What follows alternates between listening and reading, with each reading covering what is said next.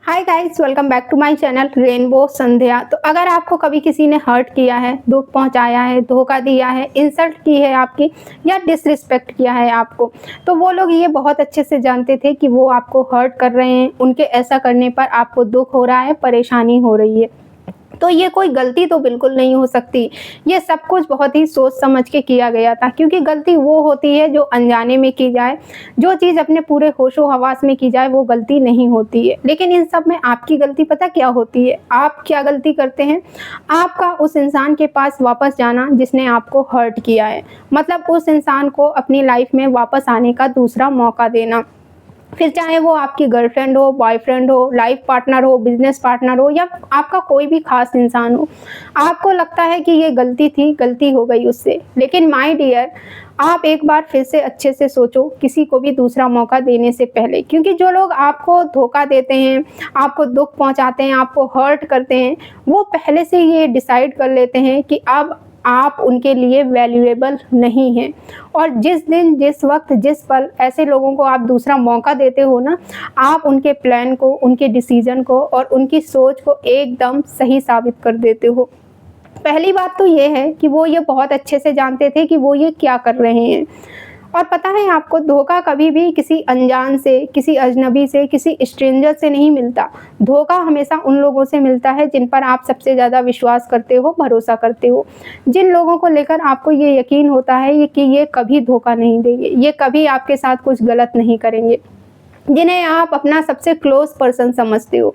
ये थोड़ा-सा कड़वा है, पर एक्चुअल में सच यही है, जिसे कोई एक्सेप्ट करना नहीं चाहता है और जिसे कोई मानने को तैयार नहीं है। लेकिन जब भी कोई आपको इमोशनली हर्ट करता है ना, तो वो आपकी आँखों में आपकी बेबसी और लाचारी को देखता है।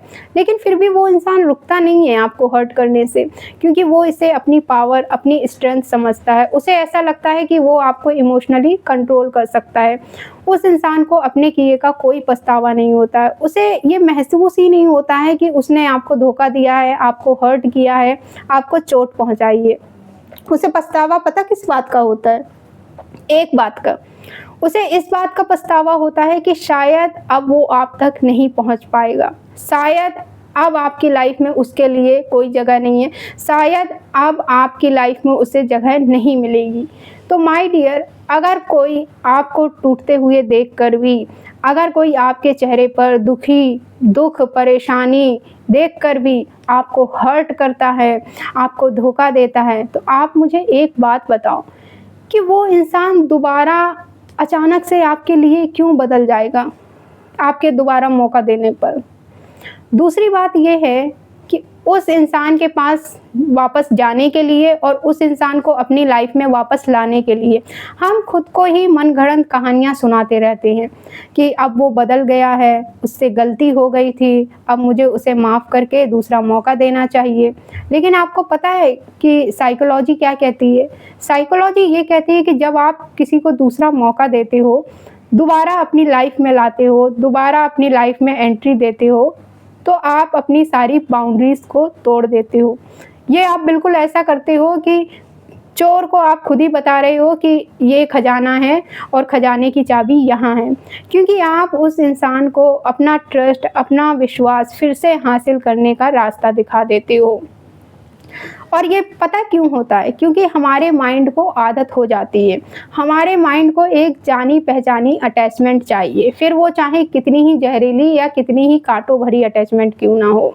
इसीलिए आपका उस इंसान के पास वापस जाने का बार-बार मन करता है और उस इंसान को अपनी लाइफ में वापस लाने का मन करता है। हमारा जो माइंड होता है ना, वो जानी-पहचानी चीज़ों को सेफ़ फ़ील करता है कि इसे तो मैं बहुत टाइम से जानता हूँ, मुझे इसकी आदत रह चुकी है। लेकिन एक्चुअल में ये जानी-पहचानी चीज़ें हमारे लिए सेफ़ नहीं होती हैं। ये जानी-पहचानी चीज़ें वही होती हैं जो हमें बार-बार चोट खाने के, बार-बार धोखा खाने के चक्कर में फँसाती हैं। आपका दूसरा मौका उनके लिए ये साबित नहीं करता है कि वो आगे से कभी ऐसा नहीं करेंगे, आगे से वो ये सब चीज़ें नहीं दोहराएँगे, आगे से वो कभी आपको हर्ट नहीं करेंगे, कभी आपको धोखा नहीं देंगे। आपका दूसरा मौका उनके लिए ये साबित करता है कि उनका अभी भी आप पर कंट्रोल है, वो अभी भी आपको कंट्रोल कर सकते हैं, वो अभी भी आप पर अपना कंट्रोल बनाए रख सकते हैं। तीसरी बात ये है कि किसी को माफ़ करना और दूसरा मौका देना तब अच्छा होता है जब माफ़ी प्योर हार्ट के साथ सच्चे दिल से मांगी जाए। लेकिन जानबूझकर की गई गलती के लिए, जानबूझकर किए गए धोखे के लिए माफ़ करना बिल्कुल भी अच्छी बात नहीं है। हाँ, आप वाइब्रेशनली माफ़ कर सकते हो उसे, ये आप ज़रूर करो, लेकिन उसे अपनी लाइफ में वापस मत आने दो। आप अपने अंदर से मतलब इमोशन से, अपनी फीलिंग से उस इंसान को माफ़ कर दो, लेकिन उसे अपनी ज़िंदगी में वापस मत लाओ, उसे अपनी ज़िंदगी में वापस जगह मत दो।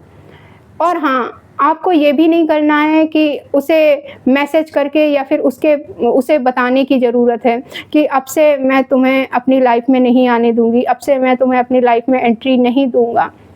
नहीं, आपको उसके सामने ये बताने की भी ज़रूरत नहीं है कि मैंने तुम्हें माफ़ कर दिया है, और ना ही उन्हें उनकी लाइफ में अपनी अनअवेलेबिलिटी फ़ील कराने की ज़रूरत है। आपकी खामोशी, आपका डिस्टेंस ही उस इंसान के साथ आपके रिश्ते का दी एंड है। चौथी बात है पावर ऑफ साइलेंस, खामोशी की पावर, जिसे आजकल हम साइलेंट ट्रीटमेंट बोलते हैं, सुना होगा आप लोगों ने।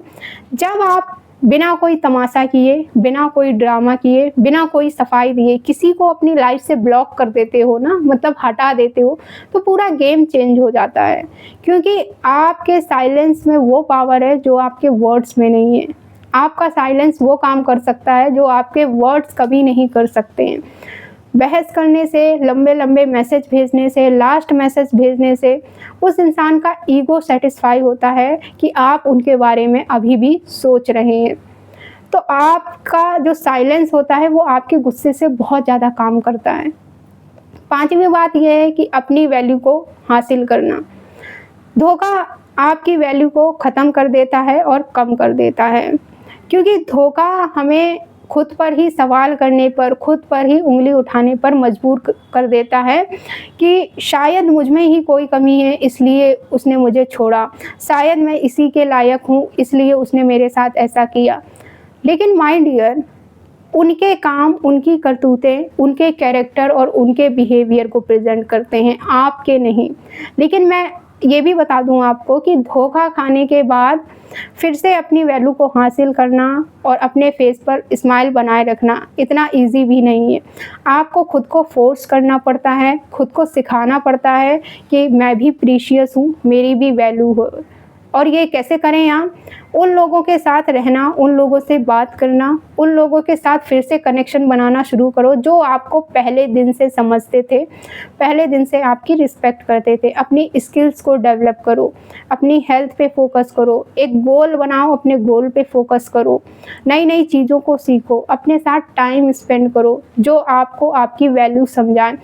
और उन लोगों से हर तरह से कनेक्शन तोड़ दो जिन्होंने आपको कभी खुद पर ही शक करने पर मजबूर कर दिया था।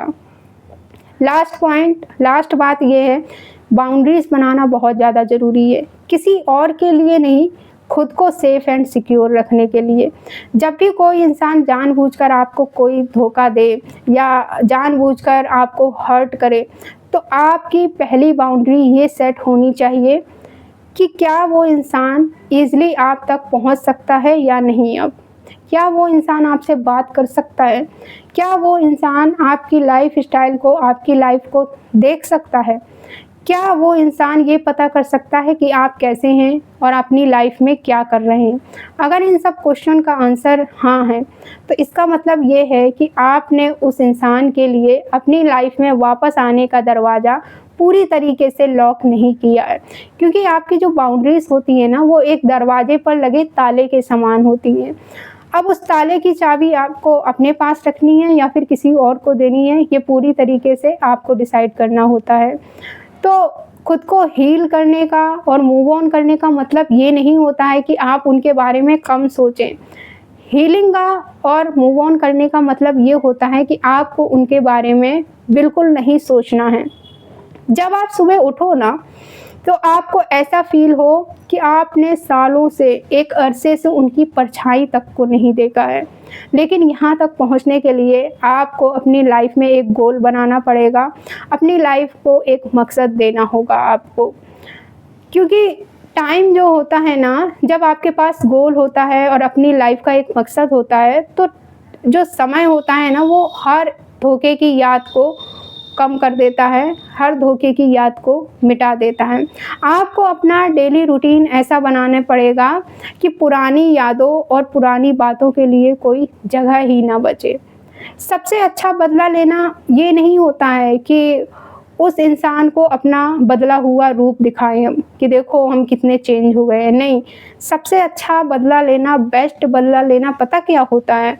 कि आप खुद को इतना बेहतर बना लो कि वो इंसान आप तक कभी पहुँच ही ना पाए, वो इंसान आपको कभी मिल ही ना पाए। ये होता है सबसे अच्छा बेस्ट बदला लेना। जिन लोगों ने आपको धोखा दिया है, आपको परेशान किया है, आपको हर्ट किया है, आपको नुकसान पहुँचाया है, उन लोगों का आपकी लाइफ में वापस आने का कोई हक ही नहीं है। हक ही नहीं बनता है उनका आपकी लाइफ में दोबारा वापस आने का। जिस दिन आप खुद को चूज़ कर लेते हो ना कि अब मुझे खुद के लिए कुछ करना है, अब मुझे अपने लिए जीना है, अपनी लाइफ के लिए कुछ करना है, उस दिन आपकी सबसे बड़ी जीत होती है। मेरे साथ ये क्यों हुआ, उसने मेरे साथ ऐसा क्यों किया, ये सब क्वेश्चन को रिमूव करके जब आप ये क्वेश्चन करते हो कि अब मैं क्या कर सकता हूँ अपने लिए, अपनी लाइफ के लिए, तब आपकी जीत होती है।